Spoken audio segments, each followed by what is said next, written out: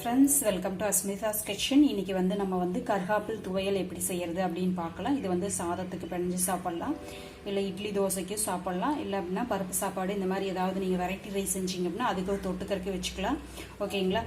நான் ஒரு கப் உங்களுக்கு கருகாப்பில் எடுத்துர்க்கேன். சோ फ्रेंड्स வீடியோவை முழுசா பாருங்க. அப்பதான் எந்த ஸ்டேஜ்ல எப்படி நம்ம போடுறோம் அப்படிங்கறது தெரியும். சின்ன சின்ன டிப்ஸ் கிடைக்கும். ஓகேங்களா? நீங்க என்ன பொருள் செஞ்சிருக்கோம் அப்படிங்கறத பார்த்துட்டு அதுக்கு அப்புறம் நீங்க ஃபர்தரா ப்ரோசீட் பண்ணீங்கன்னா தெரியாம போயிடும். ஓகேங்களா? சோ நான் கடாயில எண்ணெய் ஊத்திக்கிறேன். ஓகேங்களா?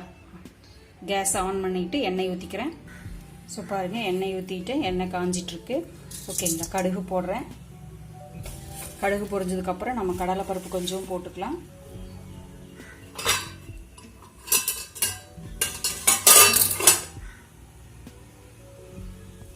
கடுகு பொரிய வரைக்கும் ஹை ஃப்ளேம்ல வச்சுக்கோங்க. பொரிய ஆரம்பிக்குது அப்படின்னா சிம் பண்ணிக்கோங்க.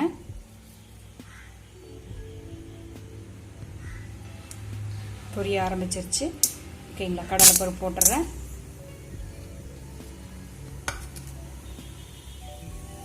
ஸோ பாருங்க கடலை பருப்பு பொரிய ஆரம்பிச்சிருச்சு. இப்போ வந்து நம்ம வந்து அலசி வச்சிருக்கோம் இல்லைங்களா, கருகாப்பில் வந்து நல்லா அலசி வச்சுக்கோங்க. ஓகேங்களா? அதை எடுத்து கொட்டு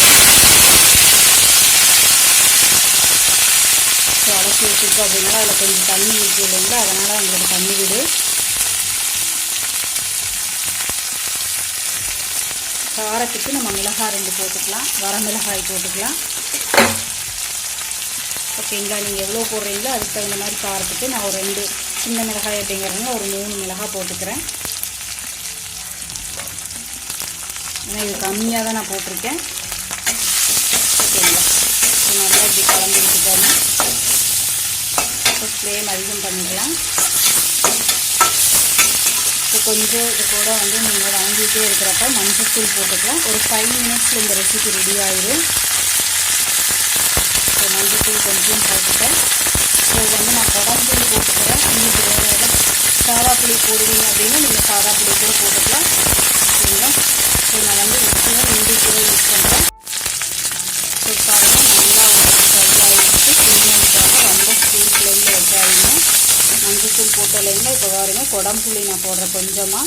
ஓகேங்களா? அப்படியே நல்லா சூடாகி அப்படியே நல்லா பாயில் ஆகிட்டு நீங்கள் சாதா புளி போடுறனாலும் சரி, இல்லை தக்காளி நீங்கள் போட்டாலும் சரி, தக்காளி பொடியே கட் பண்ணி போட்டாலும் சரி. இந்து உப்பு போட்டுடுறேன்.